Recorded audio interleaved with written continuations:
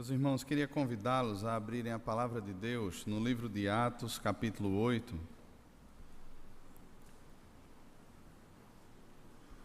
Atos, capítulo 8.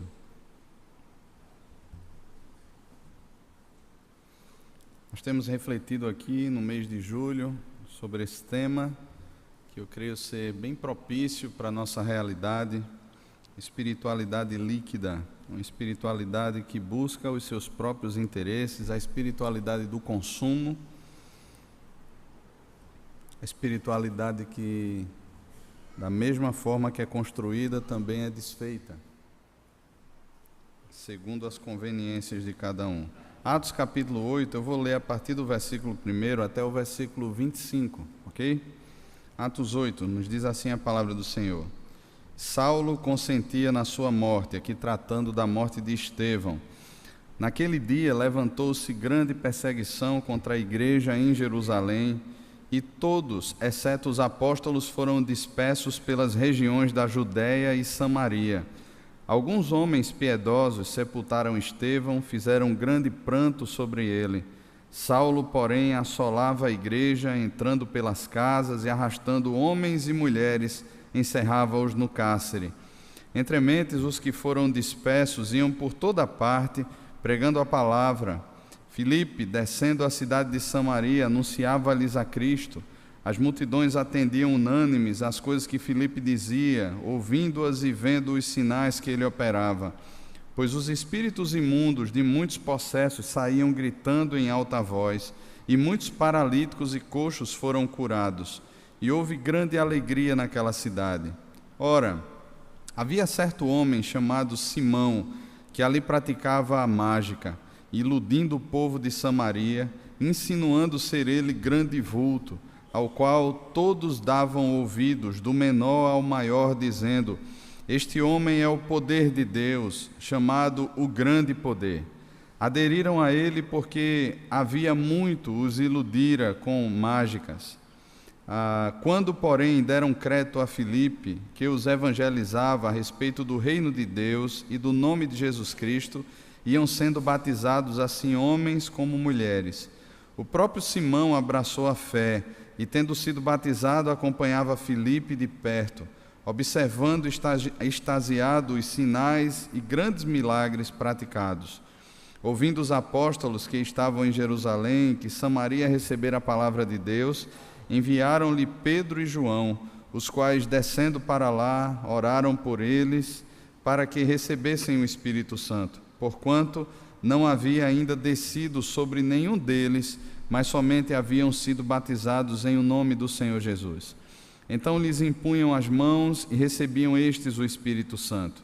Vendo, porém, Simão que, pelo fato de imporem os apóstolos as mãos, era concedido o Espírito Santo, ofereceu-lhes dinheiro, propondo: concedei-me também a mim este poder, para que aquele sobre quem eu impuser as mãos receba o Espírito Santo.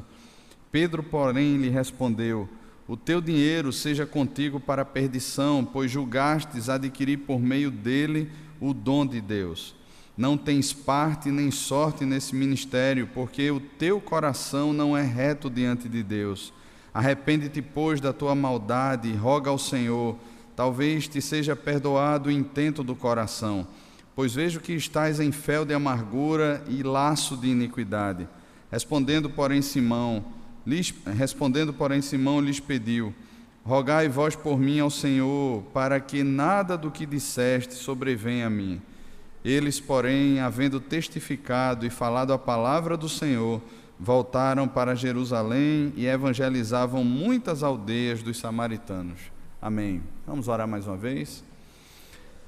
Pai, temos aberta diante de nós a Tua palavra, cremos que o Teu Santo Espírito habita em nós e age no nosso coração. Por isso pedimos aqui, Pai, nos colocamos na dependência do Senhor, que o Senhor ministre a Tua palavra ao nosso coração. Que o Senhor mesmo a aplique, nos instrua e nos faça viver para a Tua glória, Pai. No nome de Jesus. Amém. O texto que nós lemos aqui, ele não se encontra num contexto muito fácil para uma igreja que nasceu não há muitos anos.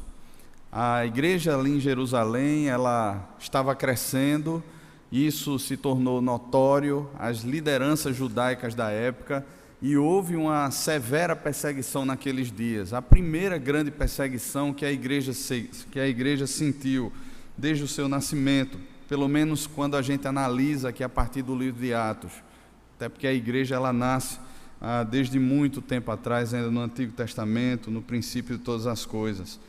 Deus aqui, ele faz questão de mostrar para mim e para você, por meio de Lucas, que essa perseguição, ela traz fatores negativos, como a morte de Estevão também, mas como Deus usa fatores que aparentemente são maus aos nossos olhos, fatores que nos trazem dor, fatores que nos fazem sofrer para a sua própria glória.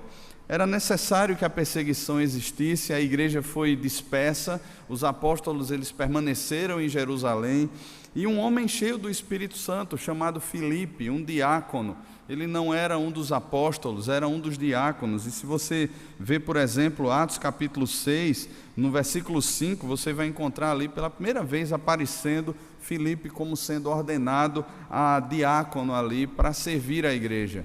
Era um homem cheio do Espírito Santo, e no meio daquela dispersão, daquela perseguição, Filipe chega até a região de Samaria, a uma cidade samaritana, e ele começa ali a pregar a palavra do Senhor.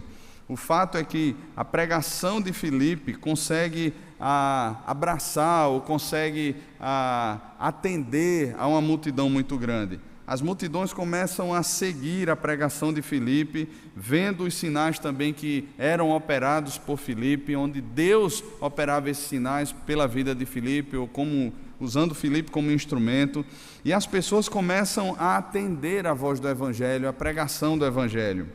Na verdade, o poder de Deus, quando ele chega por meio do Evangelho, é como uma dinamite mesmo, a destruir tudo aquilo que é sofisma, tudo aquilo que é idolatria, tudo aquilo que de alguma forma é uma construção que há no nosso coração, que aponta para o nosso ego, que aponta para esse mundo, que aponta para os ídolos desse mundo como sendo uma fonte de satisfação, como sendo uma fonte de prazer. Esses homens então, eles começam a se render, coisas maravilhosas estão acontecendo, pessoas são curadas, pessoas que estão possessas por espíritos imundos, elas são libertas desses espíritos, e aí acontece uma coisa bem interessante. E eu queria ver com você aqui nessa tarde, pelo menos 2 grupos distintos de pessoas. É claro que a multidão, os samaritanos, eles fazem parte disso também, mas eu queria que você percebesse comigo aqui nessa tarde a identidade dos apóstolos, a identidade de Filipe, o conteúdo da pregação dos apóstolos, assim como de Filipe também. Da mesma forma, percebesse comigo de forma muito clara o que o texto nos fala sobre um cidadão que faz parte aqui desse contexto, chamado Simão. Como esse cidadão abraça a fé, quem é esse cidadão e qual é o conteúdo que há no coração desse cidadão que nos é revelado aqui pela palavra de Deus. Primeiro deles, eu queria que você percebesse quem é Filipe. E a identidade de Filipe, ela é revelada para mim e para você no conteúdo da sua pregação. O próprio Senhor Jesus, ele nos ensina que a boca, ela fala daquilo que enche o coração. E o conteúdo da vida de Filipe, ou da pregação de Filipe aqui, não é ele mesmo, não são as possibilidades de mudança ou de melhoria para Jerusalém ou para Samaria, não é um pacto de paz entre judeus e samaritanos, não é qualquer coisa que de repente aponte para o homem como sendo resposta para os seus anseios, ou que traga os homens a uma percepção de religião baseada no ego ou baseada simplesmente nas coisas que acontecem. O conteúdo da pregação de Filipe, ele é demonstrado para mim e para você aqui de forma muito clara no versículo 12 do texto que nós lemos, quando Lucas nos relata o seguinte: quando porém deram crédito a Filipe, que os evangelizava a respeito do reino de Deus e do nome de Jesus Cristo, iam sendo batizados assim homens como mulheres. 2 coisas estavam presentes aqui na pregação de Filipe, no conteúdo da pregação de Filipe, e revelavam de forma muito clara o caráter de Filipe, o reino de Deus e o nome do Senhor Jesus Cristo. Isso se torna não só na boca de Filipe, mas na boca do apóstolo Paulo, na boca de João, na boca de tantos outros, o conteúdo central da sua pregação. Não é porque simplesmente é uma moda, não é porque simplesmente é uma mandinga, não é porque simplesmente pode me trazer algum lucro, mas é porque é a razão da vida desses homens. Nós temos um problema muito sério nos nossos dias com relação a conteúdo, porque o conteúdo reflete muito daquilo que nós cremos e daquilo que nós somos. Basta você sentar com uma pessoa, não mais que meia hora num gabinete pastoral, ou numa conversa, num aconselhamento, ou muitas vezes numa conversa até informal, para você perceber o conteúdo principal do que faz o coração daquela pessoa, ou de como está orbitando o coração daquela pessoa. Qual é o conteúdo principal das conversas? E geralmente nós falamos muito sobre coisas do dia a dia, sobre sonhos que nós temos, sobre projetos que nós temos. Entretanto, parece-me que esses discípulos de Jesus, Filipe, assim como os apóstolos, como tantos homens de Deus, eles tinham um conteúdo principal, porque eles percebiam que a grande necessidade das pessoas não eram ouvir aquilo que eu tenho para falar. Eles também não se percebiam tanto como pessoas necessitadas de qualquer outra coisa para a vida deles, a não ser o próprio Senhor Jesus. É incrível isso, porque nós poderíamos perceber aqui homens que tinham um patamar de vida diferenciado e passaram a ser perseguidos, e perderam casa, e perderam familiares, e perderam amigos queridos, mas nós não percebemos no conteúdo da fala desses homens aqui murmuração, queixas, ou até mesmo a explosão ou a exposição de sentimentos do coração. Mas eles conseguem guardar no coração, de forma muito clara, de forma muito forte, aquilo que tomou a mente deles e que tomou o coração deles e que agora lança eles nesse mundo para viver dentro dessa perspectiva. Não há outro conteúdo, não há outra proposta a não ser o reino de Deus e o nome do Senhor Jesus. Isso enche o coração desses homens. Esses homens não estão aqui para perder tempo, eles não estão aqui para viver como se a vida fosse simplesmente uma Disneylândia ou qualquer outra coisa. Eles estão aqui para aproveitar as oportunidades, ainda que na Disney. Eles têm essa percepção. Eles querem aproveitar a oportunidade. E Filipe, quando chega em Samaria, e a gente sabe que o contexto, samaritanos e judeu, quando a gente olha, por exemplo, o Evangelho de João, capítulo 4, a gente percebe ali no diálogo de Jesus com aquela mulher, que não era um relacionamento muito fácil.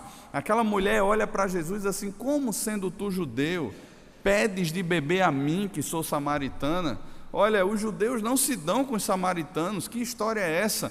Na verdade, os samaritanos eram meio sangue, digamos assim, era um povo misturado. Depois de várias invasões nos tempos dos assírios, eles foram praticamente os judeus que estavam ali, daquela divisão de Roboão e Jeroboão, eles foram praticamente dissipados. Os que ficaram vivos acabaram tendo filhos com outros povos, e eles criam na Bíblia apenas até os 5 primeiros livros, eles criam apenas na Torá. Eles esperavam o profeta, é tanto que quando Jesus encontra com a mulher samaritana, ela olha para Jesus e diz assim: veja o que é esse profeta, porque eles aguardavam de certa forma a figura de Moisés, enquanto que os judeus eles tinham todo o Antigo Testamento e eles criam bem mais que os samaritanos, eles já tinham uma cosmovisão, uma estrutura religiosa diferente, e Jesus faz questão de dizer para aquela mulher que a salvação vem dos judeus. Então, dentro desse contexto, ou nessa cidade, é que Filipe chega, um judeu, um homem que foi convertido, que morava em uma outra situação, mas que era judeu, e ele é enviado agora, ele chega até Samaria, e ele prega a palavra de Deus. O conteúdo da pregação de Filipe era reino de Deus, era o domínio de Deus sobre o coração, não era o domínio das minhas vontades, não era o domínio daquilo que eu quero, não é o domínio da sociedade sobre o que eu penso, sobre aquilo que eu sou, mas é o domínio de Deus sobre o meu coração e o nome do Senhor. Na verdade, irmãos, não existe conteúdo mais precioso e mais poderoso do que esse. O apóstolo Paulo, ele vai dizer em Romanos, no capítulo 1, que o evangelho é o poder de Deus para a salvação, tanto do judeu quanto do grego.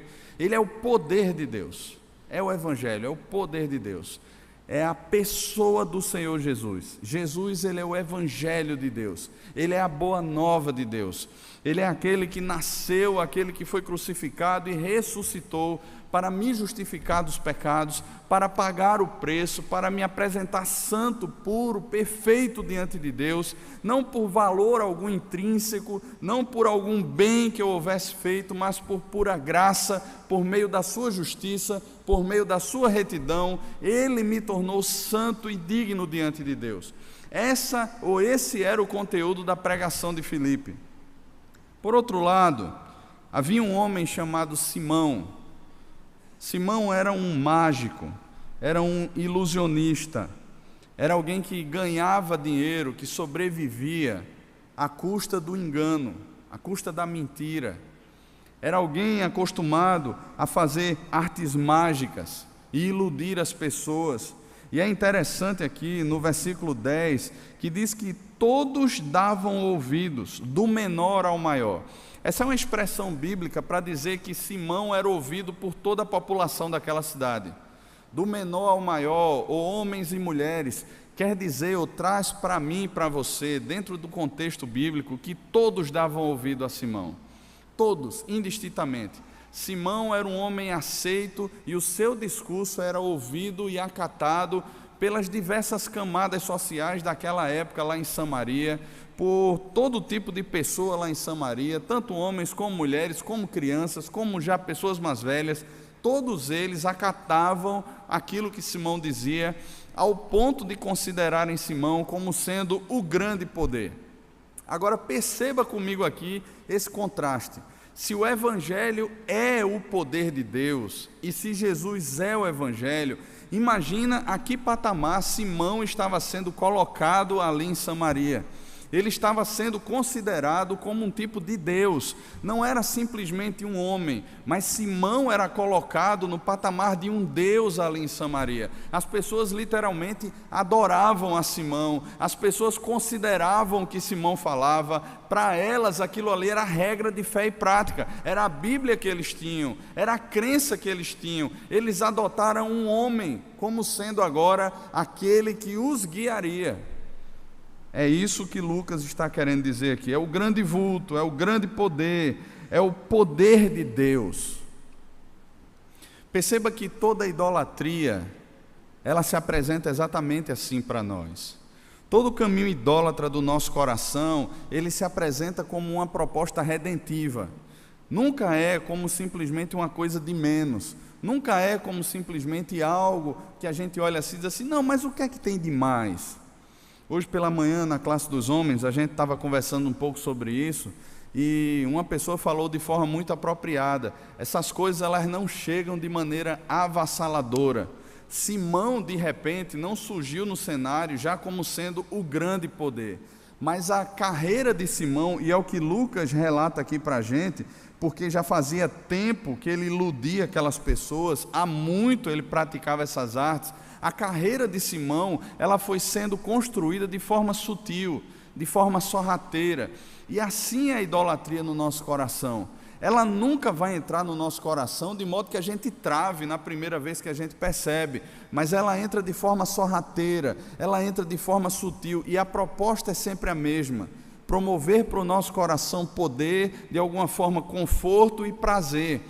Essas são as propostas dos ídolos. Olha, eu vou dar poder a você, eu vou dar uma vida confortável a você, e você vai ter prazer, você vai ser feliz, você vai ter alegria nessa vida, e tudo isso de forma muito sutil vai sendo implantado no nosso coração. É como uma ferrugem que vai corroendo as estruturas, como algo que vai minando o edifício, e quando se olha lá na frente, aquele prédio vem ao chão, e todo mundo fica perguntando, ora bolas, por que caiu? Como aquilo ali caiu? Mas ninguém percebe os anos, o tempo que aquilo ali estava presente, corroendo toda a estrutura ao ponto de ruí-la. Irmãos, assim era a caminhada de Simão. E Simão passa a ser considerado por toda aquela geração como um vulto de grande poder, como um homem que significava poder de Deus, um tipo de Deus para eles ali. Quando Filipe está pregando naquela cidade, o fato é que o versículo 12 nos diz que muitos deram crédito. Aqueles homens de Samaria começaram a perceber que o grande poder, na verdade, era o Evangelho, é o Senhor Jesus. E aí, o versículo 13 nos diz que o próprio Simão abraçou a fé. Talvez, nesse momento aqui, a gente olhasse para como muitos vídeos que são divulgados hoje no YouTube ou pelo Facebook e tudo mais, fulano de tal se converteu, cicrano de tal aceitou Jesus. E aí, de forma muito inocente, a gente começa a fazer aqueles comentários: glória a Deus, fulano de tal, olha aí, o Evangelho é para todos, e Deus alcançou fulano de tal. Mas, irmãos, essa semana a gente estava vendo num grupo de discipulado aqui o conteúdo da fala de um jovem de muita expressão no mundo, principalmente no mundo musical, entre adolescentes, que dizia ter encontrado a Cristo, dizia ter se convertido. E a gente estava olhando aquele vídeo, e é interessante toda a base dessas conversões, porque a base dessas conversões não implica em fé, não implica em arrependimento, não implica em conversão, mas implica necessariamente num sentimento de bem-estar. Olha, é o seguinte, se você gosta de ir para a igreja, que faz bem a você, vá. Para mim não faz, mas eu estou bem, porque eu fecho lá a porta do meu quarto, eu tenho uma conexão legal, eu me sinto bem com aquilo. E eu fico pensando qual é a diferença entre esse tipo de cristianismo pós-moderno para o espiritismo, para o budismo, para o hinduísmo, para essas outras religiões de bem-estar. Qual é a diferença?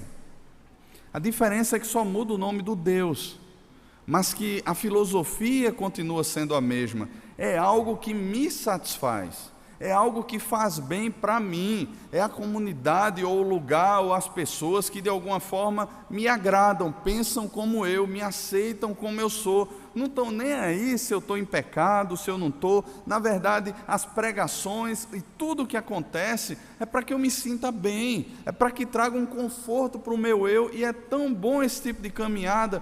Eu creio que Simão enxergava exatamente assim, irmãos.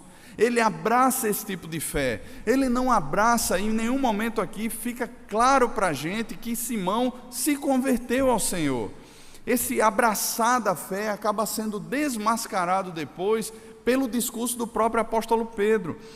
Filipe, naquele momento, ele não tinha como discernir o coração de Simão. Simão ali abraça a fé, ele olha para aquilo ali, ele é batizado como vários outros homens. Mas veja comigo ainda o final do versículo 13, o que é que nos diz o texto? Observando extasiado os sinais e grandes milagres praticados. Você percebe o que é que Simão está vendo? Simão não está percebendo aqui, e nem tampouco está interessado na proclamação do Evangelho, que confronta o meu ego, que confronta o meu egoísmo, que confronta o meu coração idólatra, que muda a minha realidade, que me faz seguir o caminho do discipulado, tomando a minha cruz dia a dia, seguindo a Cristo, que enche o meu coração de uma satisfação em Cristo, que enche a minha vida de um prazer na pessoa de Cristo. Não, ele está, como muitas vezes muitos de nós nos encontramos, extasiado com aquilo que é sobrenatural, sinais e grandes milagres praticados. É como se agora ele dissesse assim: nossa, eu faço parte do mesmo grupo, eu faço parte desse povo, eu não estou mais agora de lado observando as pessoas que estão tendo esse conhecimento, ou Filipe que está fazendo isso, eu agora de alguma forma estou fazendo parte desse negócio. Eu quero sentir, eu quero ver, eu quero participar disso aí. Afinal de contas, me parece que isso é bom. Eu quero abraçar essa fé. É esse Jesus que eu quero abraçar. É essa fé que eu quero abraçar. Só que mais uma vez, os olhos agora se voltam aos discípulos de Cristo. Lucas faz questão de deixar claro para a gente a chegada de Pedro e João ali naquela cidade. Veja só o versículo 14. Ouvindo os apóstolos que estavam em Jerusalém, que Samaria recebera a palavra de Deus, enviaram-lhe Pedro e João, os quais, descendo para lá, oraram por eles para que recebessem o Espírito Santo, porquanto não havia ainda descido sobre nenhum deles, mas somente haviam sido batizados em o nome do Senhor Jesus. Então lhes impunham as mãos e recebiam estes o Espírito Santo.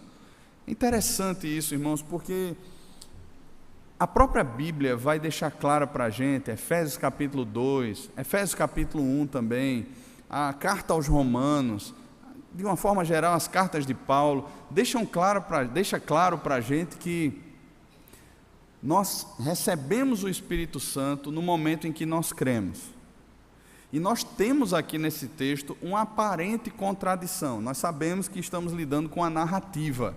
Não é um texto doutrinário, faz parte de uma narrativa. Lucas está narrando aqui o que acontecia.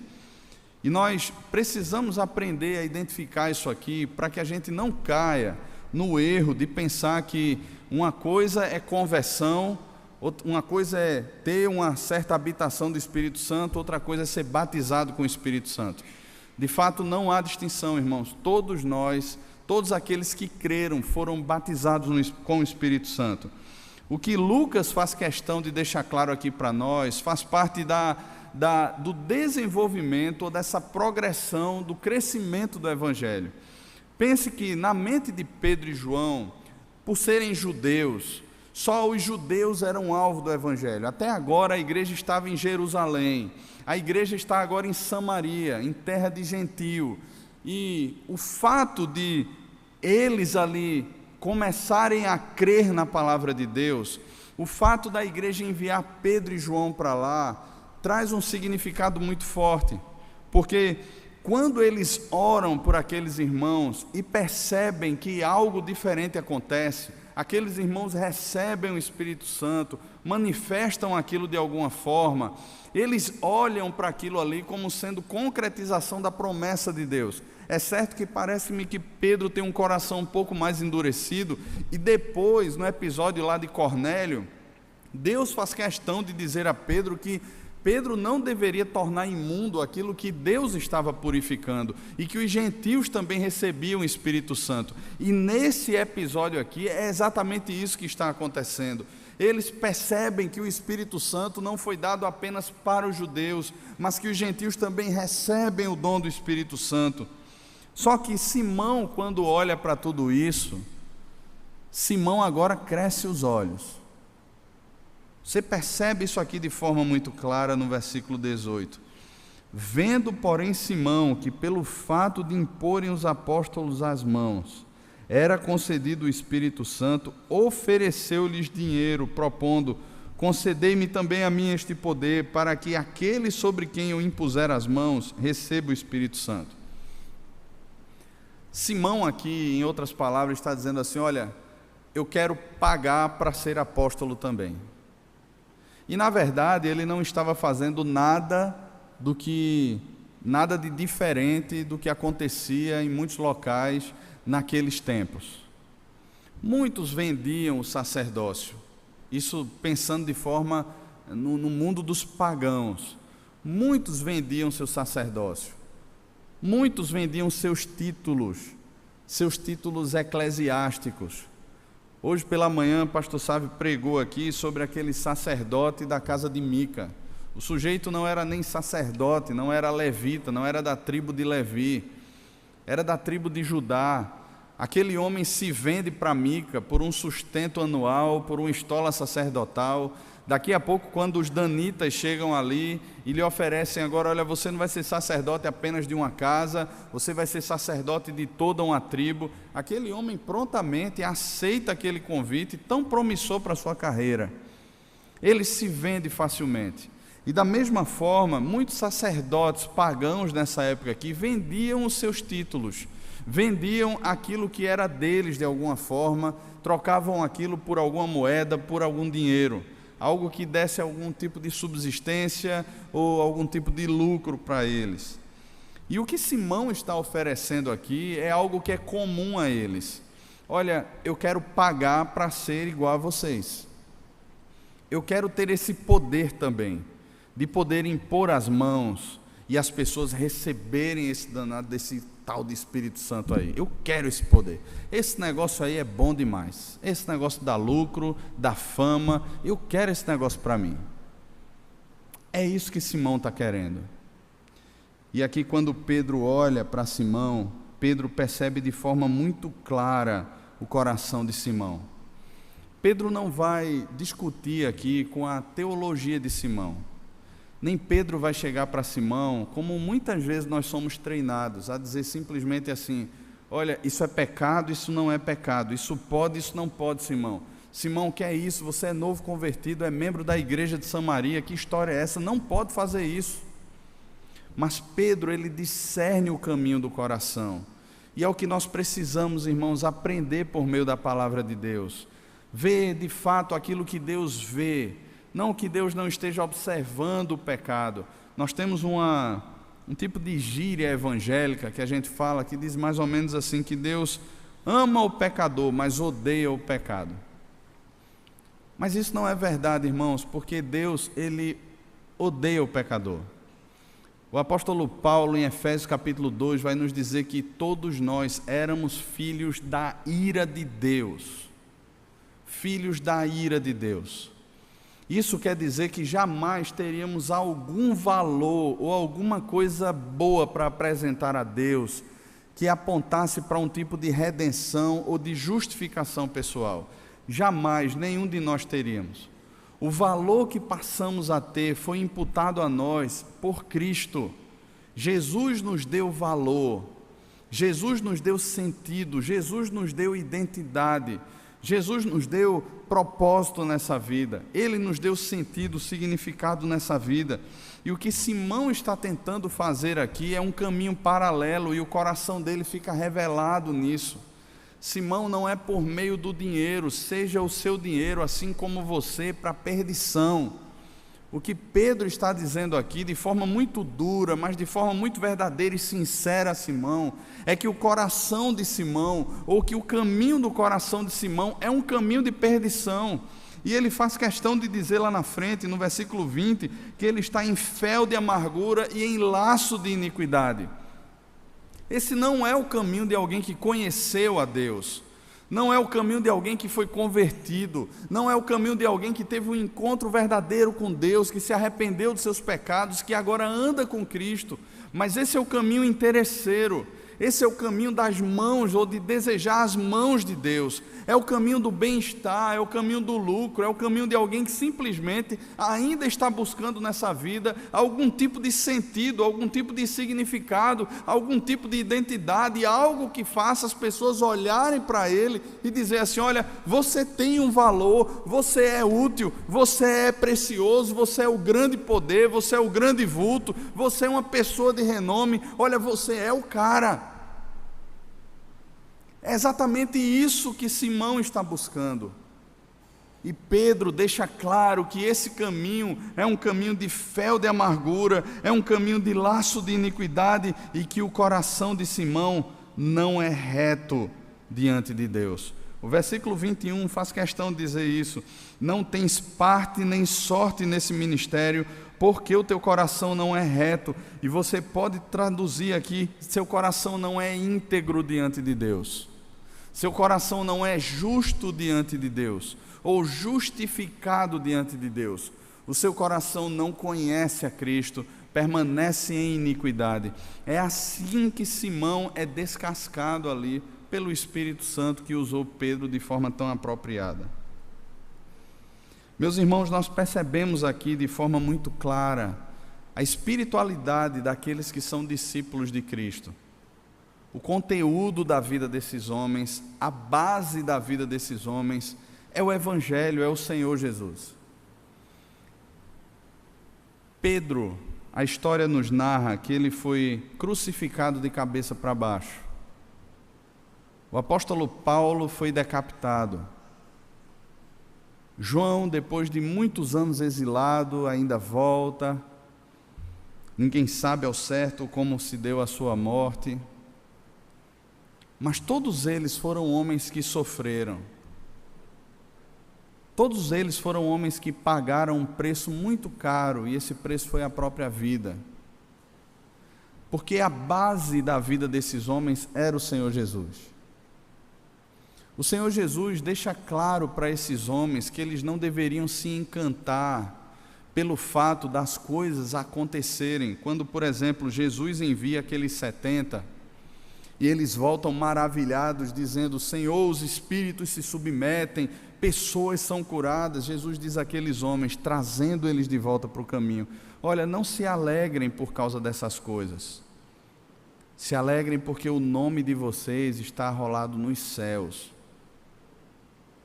Não que essas coisas, irmãos, não tragam alguma alegria. Quando a gente vê o reino de Deus chegando, essas coisas acontecem mesmo. Entretanto, uma coisa é se alegrar em ver Deus agindo. Uma coisa é você voltar de uma temporada e ver que pessoas se encontraram com o Senhor Jesus. É você caminhar num discipulado e ver que pessoas estão crescendo, amadurecendo na fé. É ver que pessoas que muitas vezes se encontravam em estados terminais foram visitadas pelo Senhor e foram curadas. E dar glória a Deus por isso. Ou porque essas coisas acontecem, ou porque elas também não acontecem. Mas dar glória a Deus e graças por todas as coisas.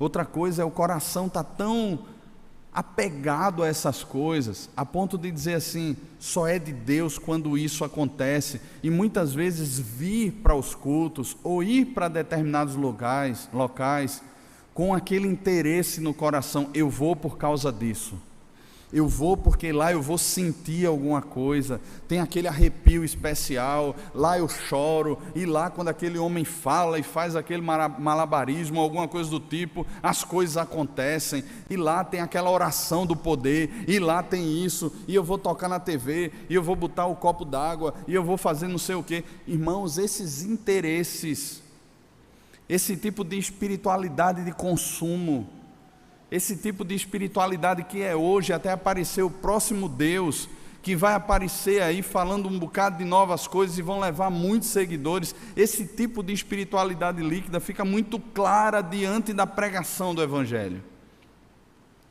Quando o verdadeiro poder de Deus chega, ele revela essas mazelas do coração. Coração de gente que muitas vezes assina ou preenche todo o cheque e diz simplesmente para Deus: assina. Que decide os rumos da sua vida e simplesmente diz para Deus: abençoa. Quando o poder de Deus de fato chega, quando o verdadeiro Evangelho chega, deixa muito claro as intenções e as motivações do coração, e isso fica muito claro aqui. O coração de Simão, quem é esse homem? E ele permanece sendo aquele homem egoísta, aquele homem ensimesmado, que acha que pode, por meio do dinheiro, comprar as coisas, que acha que pode, por meio do dinheiro, obter o poder de Deus, a unção de Deus, a vida com Deus, a bênção de Deus, que pode de alguma forma negociar, porque ele tem condições, o reino de Deus. Não, Simão, você não tem parte nem sorte nesse ministério. Essa caminhada não é sua, Simão. Esse ministério não é seu, porque o seu coração não é reto diante de Deus. Arrepende-te, pois, da tua maldade e roga ao Senhor. Roga mesmo a Ele, porque talvez te seja perdoado o intento do coração. Perceba bem aqui, o intento do coração. É Deus tratando com o coração de Simão. Mas eu acho interessante aqui, no versículo 24, nos diz aqui o pedido de Simão. Eu não percebo aqui no versículo 4 arrependimento de Simão. Eu não vejo Simão aqui declarando, como tantos homens de Deus: eu pequei contra o Senhor, eu me arrependo. Mas Simão simplesmente diz assim: rogai vós por mim ao Senhor, para que nada do que disseste sobrevenha a mim. Ele não ora, ele não se arrepende diante de Deus, ele simplesmente vai e diz assim: olha, roguem vocês ao Senhor, Porque Pedro, olha, você disse, seja o meu dinheiro junto comigo para a perdição, e eu não quero que isso aconteça comigo, Pedro, por favor, você que fez a reza, tire a reza agora. Você que fez a oração, retire a oração agora, para que esse mal não sobrevenha à minha vida, para que eu continue de alguma forma com o meu dinheiro e com a minha vida fazendo o que eu sempre fiz. Tá bom, talvez eu nem incomode mais você. Isso parece que é o retrato da nossa geração, irmãos. Uma geração interesseira, uma fé consumista, que simplesmente olha os interesses do próprio coração, que não tem profundidade bíblica, que não conhece o Evangelho, que não sabe sobre discipulado, que não sabe, não conhece a vida do Senhor Jesus, muito menos a sua vontade, que jamais se arrependeu, que jamais deixou os pecados para trás, mas que de alguma forma continua caminhando de mãos dadas com o pecado, fazendo sínteses nesse mundo. Não, mas eu estou lá servindo a Deus, eu estou dando a minha moedinha lá, eu vou lá e dou o dízimo, eu vou lá e canto, eu vou lá e prego, eu vou lá e faço, eu estou lá fazendo a minha coisa, Deus está me abençoando, e em nome dEle agora eu vou pecar. Tu não tens sorte nem parte nesse ministério, Simão. Deus não faz sínteses com o pecado. Deus não faz síntese com o pecado. Como dizia o pastor Ricardo Barbosa, tolerância, ela não é uma virtude cristã. Nós precisamos tratar seriamente com o nosso coração, irmãos, porque de alguma forma, se aquilo que nos move a andar com Deus é qualquer outro interesse que não seja o Senhor Jesus, ou se de alguma forma o nosso coração anda insatisfeito e querendo Deus e tentando barganhar com Deus, para que de alguma forma Deus seja propício a nós, ou para que Deus nos use, eu vou fazer isso para que Deus possa me usar. Irmãos, nós estamos num caminho muito perigoso, de uma espiritualidade líquida, de uma espiritualidade consumista, de alguém que ainda não foi definido pelo Senhor Jesus e que busca, por meio da força do braço, se definir e usar Deus como coadjuvante para receber alguma bênção. Esse é um caminho perigoso, irmãos, e essa não é a vontade de Deus para a nossa vida. Pedro e João, quando saem de lá, eles continuam evangelizando e pregando a palavra de Deus a muitas aldeias dos samaritanos. Eles continuam fazendo, junto com Filipe, aquilo que eles sempre fizeram: pregar a palavra de Deus, anunciar o reino de Deus, porque a sua vida, o seu coração, já foi tomado pelo Senhor. E quer comendo, bebendo ou fazendo qualquer outra coisa, a razão, o propósito da sua existência agora é glória de Deus. É glória de Deus. Amém, irmãos? Vamos orar? Feche os seus olhos, curve a sua cabeça. Queria chamar você a um tempo de oração, a um tempo de reflexão. Eu sei que não é um tempo longo e a gente precisa aprender a desenvolver esse tempo em casa, na presença do Senhor. A gente precisa aprender a enxugar a agenda da gente para meditar na palavra do Senhor, para refletir naquilo que Deus nos fala, seja aqui, seja no momento devocional. A gente precisa aprender isso. Mas quem sabe você está aqui nessa tarde e você de alguma forma tem caminhado com Deus muito parecido com a caminhada de Simão, tentando negociar com Deus, tentando de alguma forma receber ou se tornar merecedor de alguma coisa, negociando o poder e a bênção de Deus. Quem sabe? Se Deus tem falado com você, é tempo de confessar, de se arrepender e de deixar. Aquele que confessa e deixa alcança do Senhor misericórdia. Senhor, o Senhor conhece o nosso coração, Pai, tanto os caminhos como também os descaminhos. E a gente pede aqui ao Senhor, Pai, que se há descaminhos dentro do nosso coração, se há caminhos maus, revela-nos esse caminho, Pai. Revela-nos, Senhor. Não nos permita caminhar de alguma forma perdidos. Não nos permita, Senhor, caminhar de alguma forma cegos, iludidos, assim como Simão iludia tantos. Senhor, a gente sabe também que existem tantos Simões nos nossos dias, ilusionistas que estão por aí, que deturpam a Tua palavra, que levam as pessoas a um evangelho, a um falso evangelho de ilusões, centrado no existencialismo, no ego, centrado, Senhor, nas bênçãos, na prosperidade material, no aqui e no agora.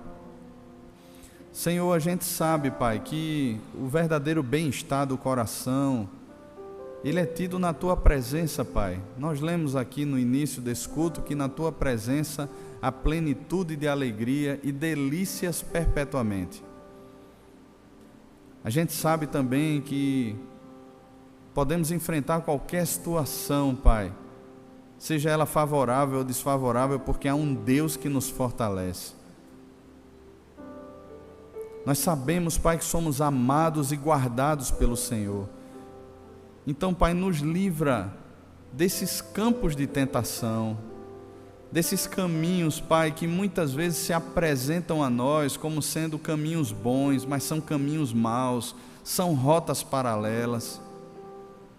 Nos livra, Senhor, de tudo isso, Pai, que a gente encontre no Senhor a verdadeira paz, a verdadeira vida, a verdadeira alegria, Pai. E que a nossa vida aqui, Senhor, nesse mundo, seja uma vida de proclamação e de anúncio, como foi a vida de Filipe, como foi a vida de Pedro e de João, que o Senhor usou tanto para a Tua glória, Deus, que tinham uma vida séria com o Senhor, pautada na Tua palavra, que conheciam ao Senhor, que dependiam do Senhor. Ó Deus, no nome de Jesus, que sejamos enviados essa semana, Pai, a esse mundo, para ver, Senhor, cair diante de nós as hostes do maligno, pessoas sendo libertas, pessoas sendo salvas pela pregação do Evangelho, porque amamos o Senhor e esse amor enche o nosso coração e dá à nossa boca, Senhor, aquilo que deve ser falado. Ó Deus, no nome de Jesus, Pai, faz isso para o louvor do Teu nome e da Tua glória e para a alegria do nosso coração em Cristo. Amém, Senhor. Amém. Deus nos abençoe.